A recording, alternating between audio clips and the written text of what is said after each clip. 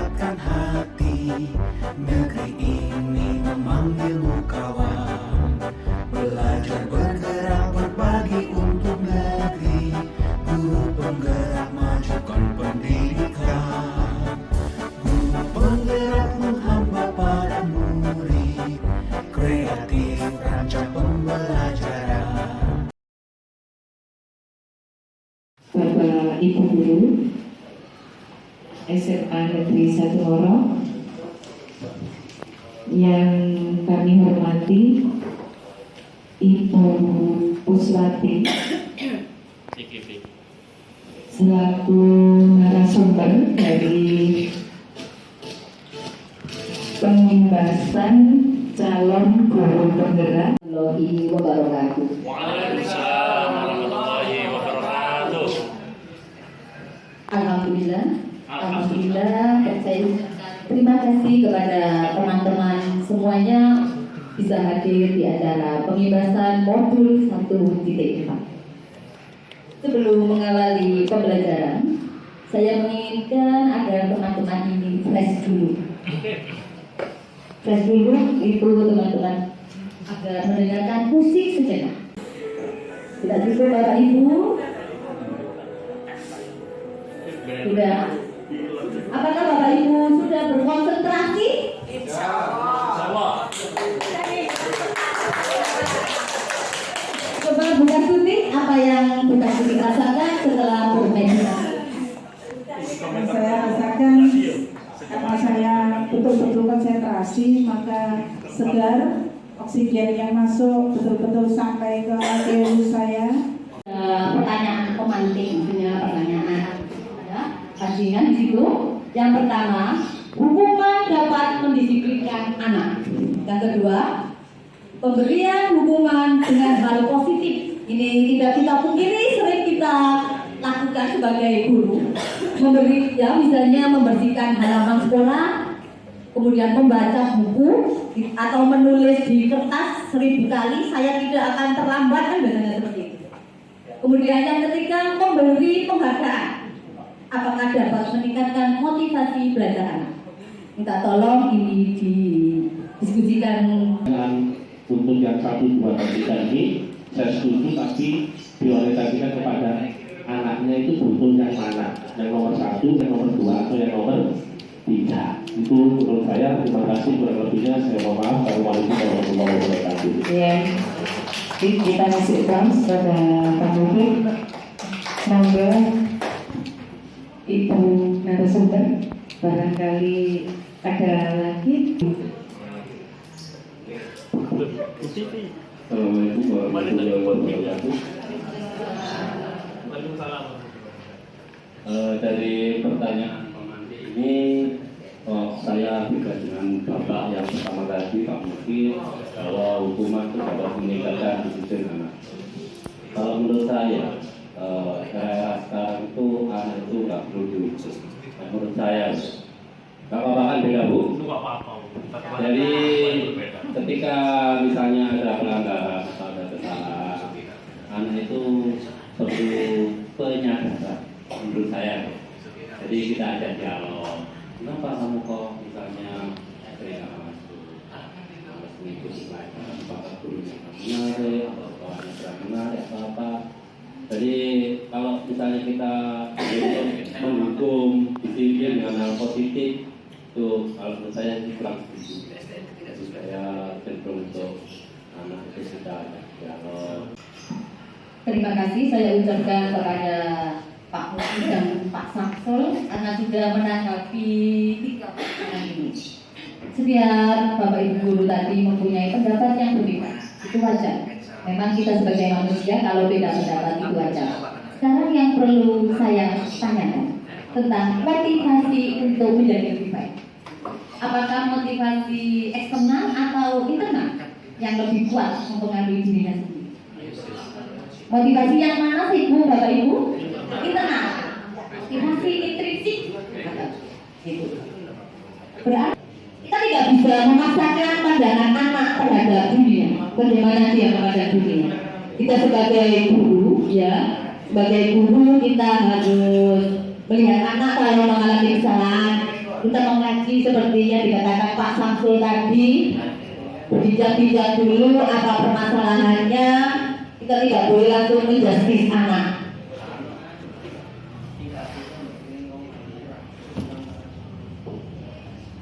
Sebelum ke pengkaji yang disiplin, kita masih mengingat dulu tentang teori Ki Hajar Dewantara. Ada yang masih ingat Bapak Ibu? Apa itu teori dari Bapak Ki Hajar Dewantara? Di dalam kurikulum Merdeka Belajar. Ya, Bu Suci.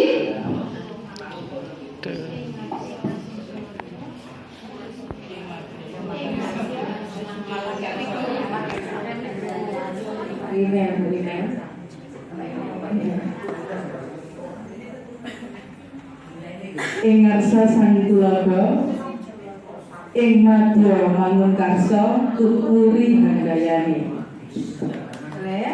Ada yang tahu apa arti dari 3 pilar Ki Hajar Dewantara tersebut? Ada yang tahu? Bukan Jipri barangkali? Atau bukan Idahanur barangkali? Bukan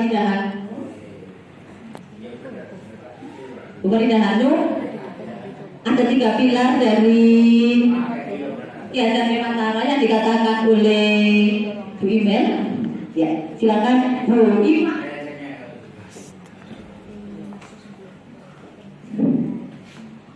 Ing ngarsa ing tuladha, ing madya mangun karsa, tuturi handayani. Ing ngarsa ing tuladha artinya bahwa di depan itu harus menjadi teladan. Ing madya mangun karsa, ya di tengah itu seharusnya bisa menjadi dorongan. Tuturi handayani, nah itu artinya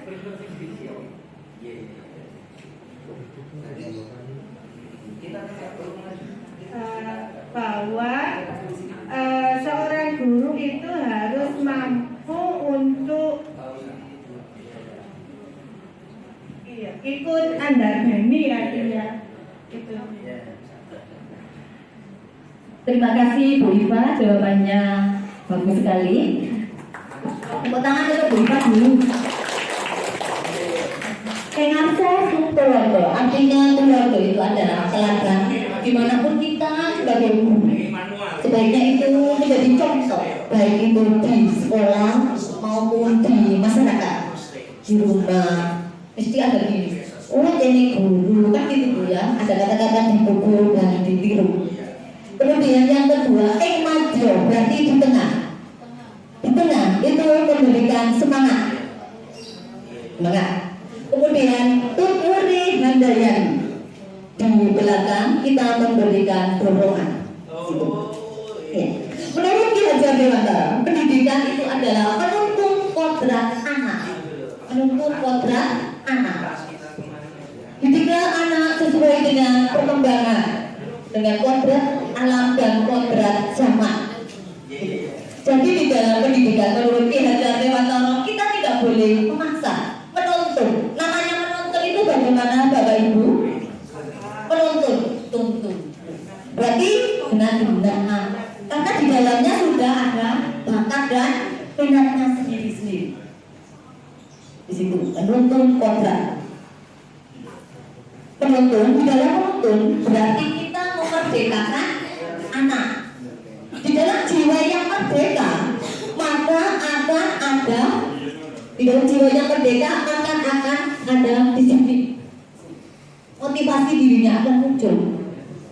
Kita tidak bisa memaksakan kalau memang itu bakatnya penyanyi, tidak bisa untuk menghafal nama-nama Latin. Atau ngerti apa itu disiplin? Disiplin itu adalah suatu sikap ya, yang harus kita patuhi dan kita taati selain kita patuhi dan kita taati, harus kita laksanakan sesuai dengan aturan-aturan yang ada. Ya. Mematuhi aturan. Mematuhi aturan-aturan yang ada. Ada pendapat lain? Buah bibai. Barangkali itu buah apa tadi?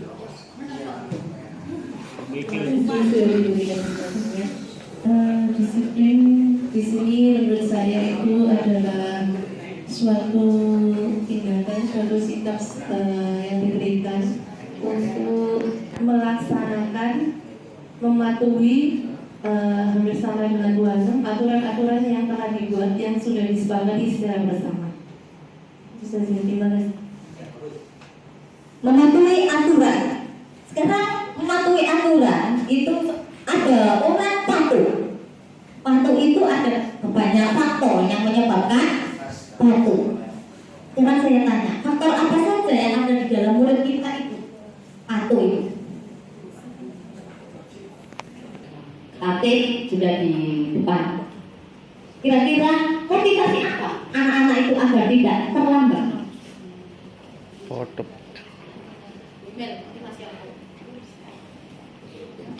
Supaya mereka tidak dihukum Supaya mereka tidak dan mendapatkan hukumannya. Berarti dia ingin hidup nyaman, tidak ada masalah. Betul gitu. Berarti yang ada bukan apakah motivasi dalam dirinya? Terpaksa. Betul. Kemudian bagaimana agar anak-anak itu merasa motivasi internalnya itu tumbuh? Sebagai pendidik itu adalah tantangan kita. Bagaimana kita wujudkan bersama agar motivasi intrinsik itu benar-benar tumbuh.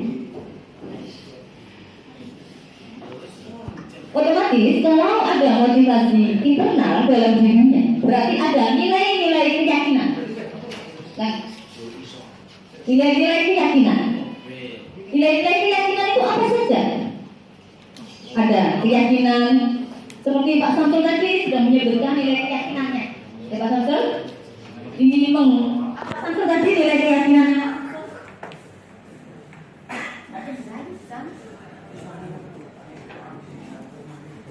Bahwa apa yang menjadi rahasia tidak akan saya ungkapkan meskipun saya dirayu dengan apapun, dengan harta apa-apa. Itu.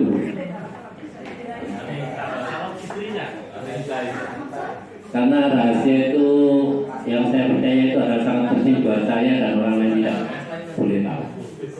Berarti Pak Samsul dalam dirinya mempunyai nilai menghargai dirinya sendiri. Ya Pak Samsul, menghargai dirinya sendiri. Nah, ini yang harus kita tanamkan sebagai pendidik. Jangan sampai anak-anak itu hanya di depan kita saja mantul-mantul. Ya Bu, ya Bu. Tetapi di luar lemas, tidak ngereken dirinya.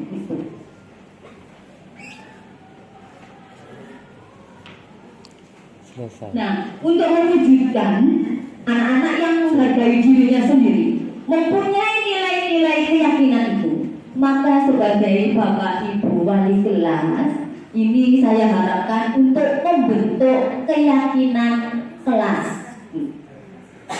Karena di dalam nilai keyakinan kelas itu ada nilai-nilai kebajikan universal.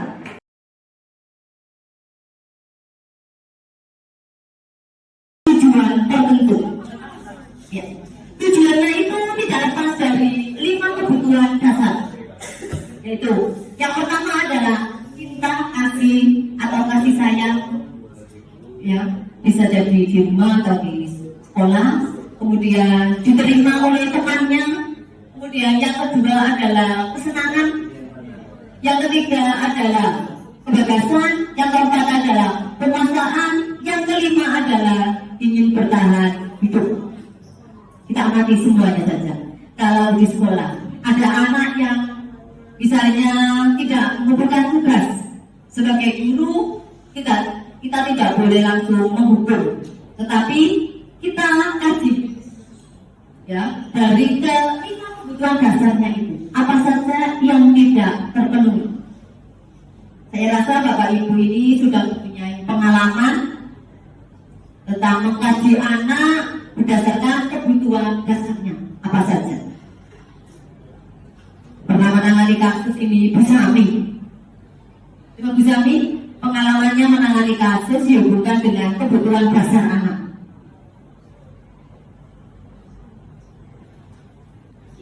Yang 5 itu salah satu tidak jalan bagaimana?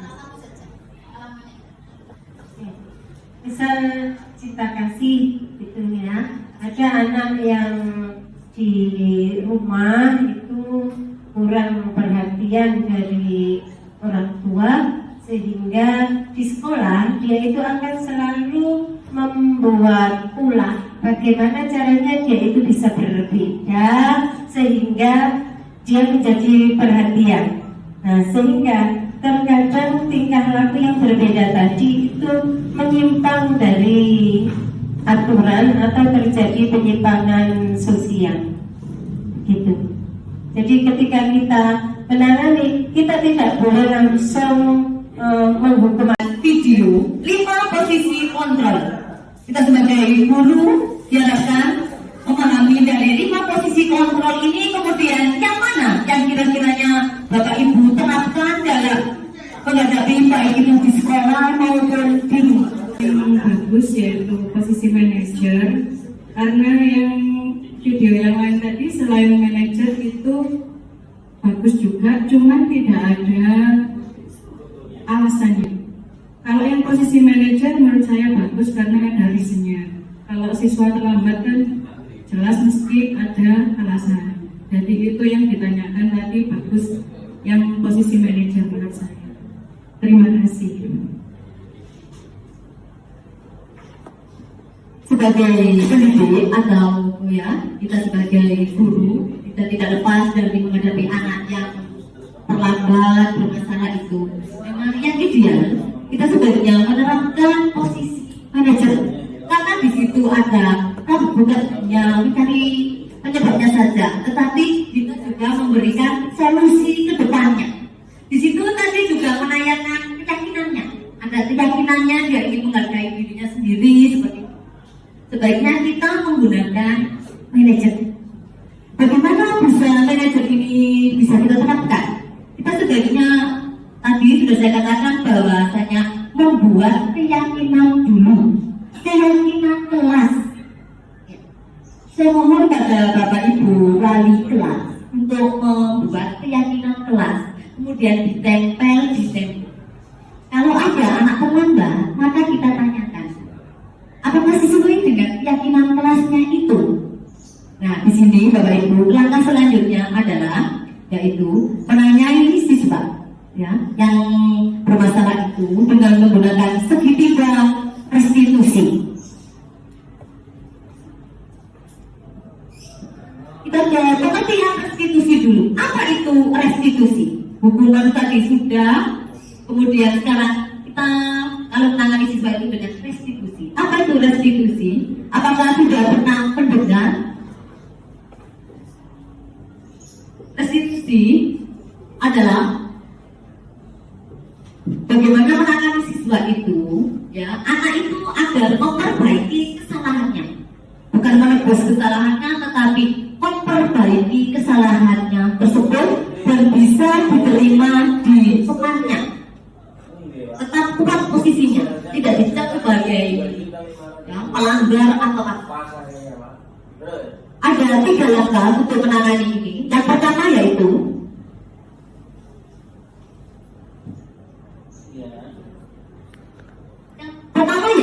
menstabilkan identitas dari anak itu. Dalam menstabilkan identitas ini, kita bisa membuat pertanyaan. Berbuat salah itu adalah hal yang manusiawi. Tidak ada manusia yang sempurna. Pertanyaannya juga seperti ini. Bapak Ibu juga pernah berbuat salah dengan menggunakan segitiga restitusi. Kita mengembalikan posisi anak ini dari merasa bersalah menjadi tidak merasa bersalah. Yang kedua, kedua yaitu validasi tindakan yang salah. Misalnya dengan kata-kata, kamu bisa saja melakukan hal yang lebih buruk. Kamu pasti punya alasan. Kemudian menanyakan keyakinan kelasnya. Di dalam utamanya, tadi kan sudah saya katakan bahwasanya yang pertama yaitu membentuk keyakinan kelas. Dari situ kita akan bisa bertanya nilai keyakinan kelas yang mana yang dilanggar, yang tidak disepakati. Kemudian kita menanyakan, ya, ingin menjadi kelas yang ideal yang bagaimana dan pribadinya bagaimana. Itu tadi adalah contoh segitiga restitusi dalam menangani siswa. Saya harapkan Bapak Ibu guru bisa menerapkan posisi manajer dan kemudian mengambil kata seperti segitiga restitusi tadi. Kemudian saya harapkan Bapak Ibu sebelum melaksanakan posisi manajer dan menerapkan segitiga restitusi itu membuat keyakinan kelas terlebih dahulu. Itu saja yang saya sampaikan. Alhamdulillah, pada hari ini penugasan PKP Ibu Puslati sudah berakhir dan selesai. Untuk acara berikutnya adalah ditutup doa oleh Pak Mufid. Kita sama-sama berdoa semoga Ibu yang diturunkan ini kepada kita semoga bisa memberikan dampak yang luar biasa kepada kita. Intinya satu, kita disuruh pulang sabar. Semoga kita selalu sabar, sabar dan sabar sampai tua. Karena ini besok Rasulullah